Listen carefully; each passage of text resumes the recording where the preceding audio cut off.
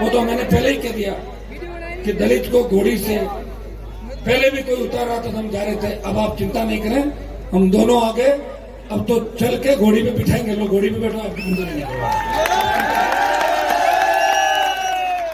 भाइयों, धन्यवाद दूंगा आपको कि आपने हजारों हजार की तादाद के अंदर पिछले 5 घंटे लंबा इंतजार करके जयपुर में कांग्रेस और बीजेपी की नींद उड़ा दी। इसके लिए आपको बहुत मेरा रिकॉर्ड किसने तोड़ा?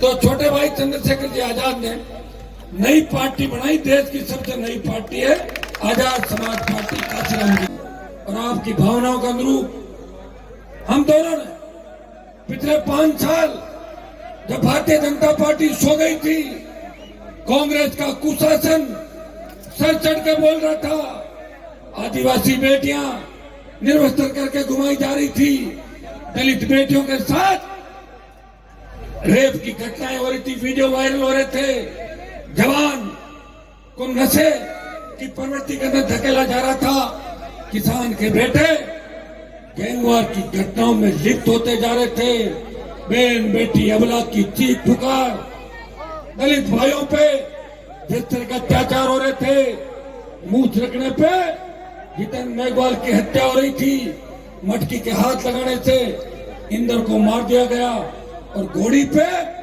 चढ़ने से इंदौरी पे पथराव और गोलीबारी की घटनाएं हो रही थी।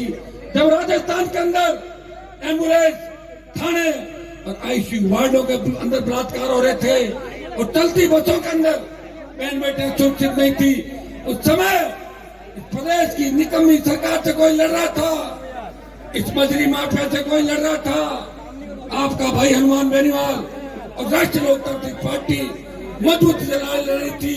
और दूसरा योद्धा जो दिल्ली से रोज लड़ने के लिए आते थे, वो भाई चंद्रशेखर आजाद थे। वो आप सबकी आवाज सड़क से लेकर चंद्रशेखर जी को बहुत बड़ी तकलीफें पड़ी। जिस तरह मेरे को जेल में डाला गया, इनको भी कई बार सरकारों ने जेलों में डाल दिया, मैं इनको धन्यवाद दूंगा कि आने वाले समय के ये बहुत मजबूत आवाज देश के मजलूम, गरीब, किसान, दलित, शोषित तबके की देश के अंदर बढ़े।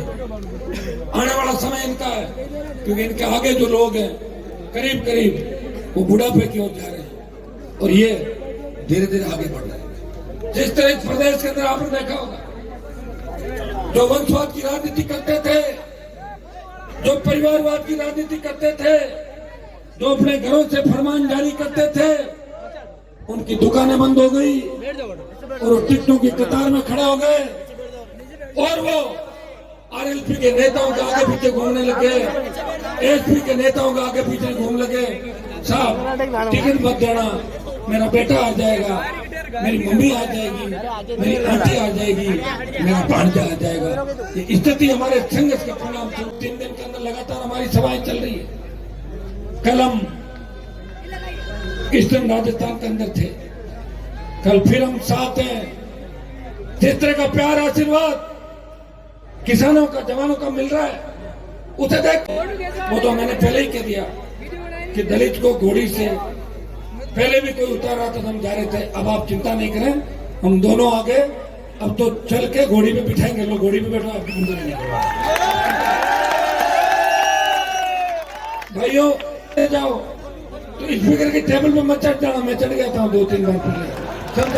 वाले का रिकॉर्ड मेरे नाम है। मैं जवानों, किसानों की जो समस्या है, 2-3 बातों का ध्यान आपका आकृत करूंगा। कपासन विधानसभा क्षेत्र में पानी की बहुत बड़ी समस्या है। मैं आपको विश्वास दिलाता हूं कि कपासन क्षेत्र के अंदर जो प्रण इन्होंने लिया कि जब तक पानी की समस्या का समाधान नहीं होगा, हमारे प्रत्याशी जूते चप्पल नहीं पहनेंगे। ये प्रण आपने लिया, बहुत बड़ी प्रतिज्ञा आपने। मैं आपको विश्वास दिलाता हूं कि आरएलपी के इस तरह उम्मीदवार को मैं बिना जूते चप्पल नहीं रहने दूंगा। हम और चंद्रशेखर जी मिलकर यहाँ की पानी की समस्या का जल्दी समाधान आपको करा देंगे। दूसरा, कपासन विधानसभा क्षेत्र में रोजगार की भारी समस्या, उद्योग धंधे नहीं होने के कारण यहाँ के लोगों को रोजगार के लिए भारत के विभिन्न राज्यों में जाना पड़ता है।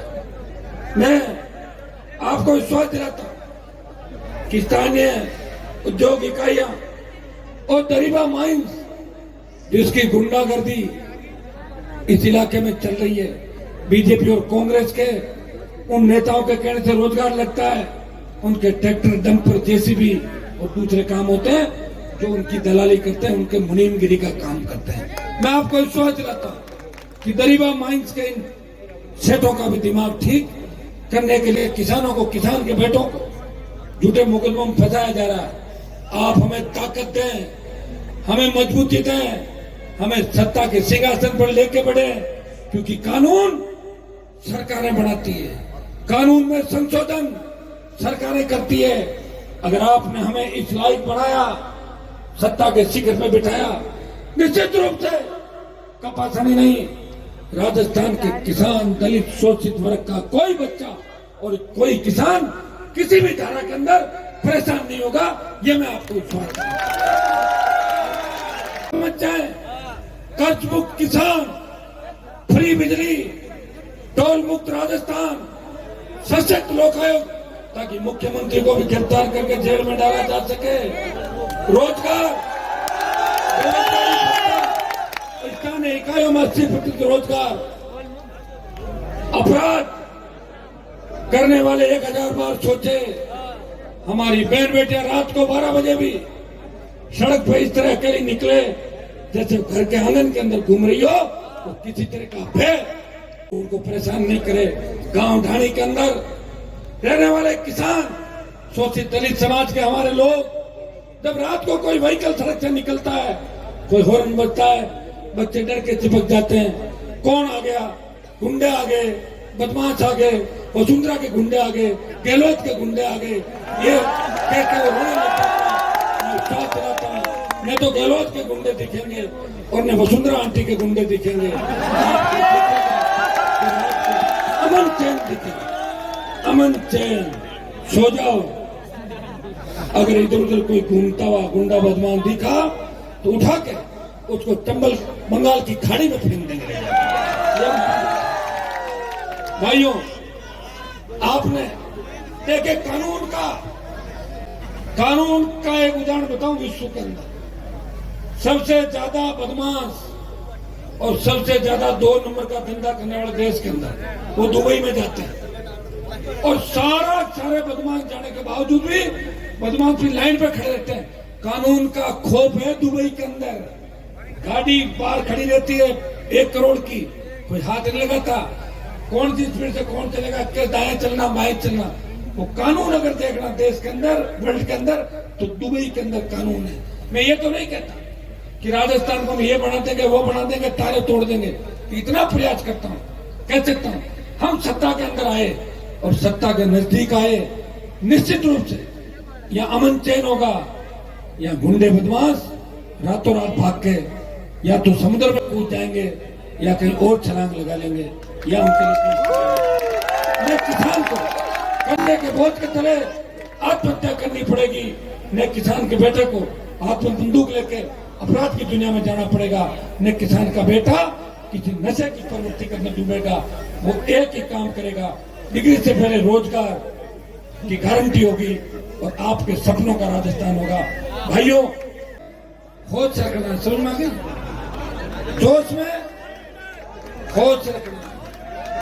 और जो अपने आप को होशियार समझते थे, चाय वाला करते, वो देश के प्रधानमंत्री बन गए, लेकिन भूल गए चंद्रशेखर आजाद आए और उनकी केतली का चिन्ह लेके आ गए।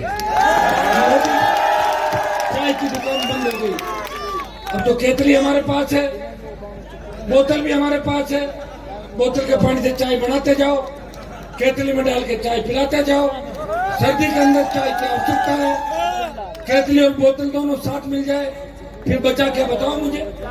और कोई बदमाशी करे तो अपने शनि महाराज से करवा के बोतल में बंद करा के।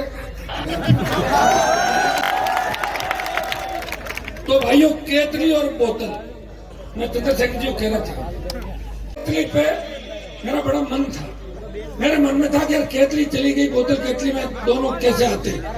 फिर मेरे भाई आए केतली लेके, मैंने कहा मेरी इच्छा पूरी हो गई, केतली भी आ गई और केतली बोतल का गठबंधन राजस्थान के अंदर हो गया। तो आप लंबे समय से चाह रहे थे, मुझे फोन मैसेज करके रोज परेशान करते थे कि चंद्रशेखर आजाद और हनुमान बेनीवाल मिलके बदलो राजस्थान, ये आप हमेशा कहते थे। और आपकी इच्छा अनुसार मैं चंद्रशेखर जी को धन्यवाद दूंगा कि हमारी मुलाकात पहले दिल से मिले हुए संघर्ष करने वाले व्यक्ति एक जगह से संघर्ष भी हुआ और आराम से दोनों भाई साथ में प्रचार करने वाले देखिए। और इन्होंने पहले दिन कह दिया कि हमारे गठबंधन के नेता हनुमान जी, कितना बड़ा मन है इनका, आप बताओ। कौन दूसरों को कमान देता, हाथ में देता है क्या कोई अपनी गाड़ी की सीट तो नहीं देता, देता है कोई गाड़ी की सीट, खुद अगली सीट पर आदमी बैठ जाता है। तो मैं इनको इस बात का धन्यवाद दूंगा। ये मैं आपको विश्वास दिलाता हूँ, यह गठबंधन देश में दोनों दलों की नींद उड़ा देगा। अभी तो शुरुआत है, शुरुआत के जो नतीजे आएंगे उससे लग जाएगा कि आने वाले साल, 2 साल, 5 साल, 10 साल के अंदर अगर देश में मजबूत गठबंधन होगा, यही गठबंधन होगा जिस गठबंधन की शुरुआत राजस्थान की धरती से हुई थी। किसान, दलित, शोषित तबके ने मिलकर जिस गठबंधन की शुरुआत करी थी, आप सब लोगों ने तो स्वागत सत्कार किया। जिस जोशीले अंदाज के अंदर आपने यह जोश दिखाया, महिलाओं ने, बच्चों ने, ये तय है चंद्रशेखर जी आगे तो बची हुई कमी भी ये पूरी करके जाएंगे। ये जीत का अंतर बहुत ज्यादा, इनके जब वो सैनिक लगेंगे तो जीत का अंतर बहुत ज्यादा वोटों से होगा, तो जीत निश्चित होगी, ये तय है। मैं लंबी चौड़ी बात नहीं कह के मेरी बात को समाप्त करूंगा। एक बात आप याद रखना, जब देश की पहलवान बेटियां तकलीफ में थी, हनुमान बेनीवाल लड़ाई लड़ रहा था। जब देश के किसान तकलीफ में थे, हनुमान बेनीवाल उनके लिए लड़ रहा था। जब जवान तकलीफ में था, सेना को ठेके में दे दिया, हनुमान बेनीवाल लड़ रहा था। भाइयों, लड़ते हुए योद्धा को ताकत देना, ऊर्जा देना, उसे अकेले चोरों को दे दिया जिन चोरों ने मिलकर आपको 70 साल राजस्थान में लूटा। आपको अपनी ताकत याद दिलानी, आपकी धरती पे आपका भाई आपसे सहयोग की अपील करना आया, मेरी मदद करना, RLP-SP गठबंधन की मदद करना।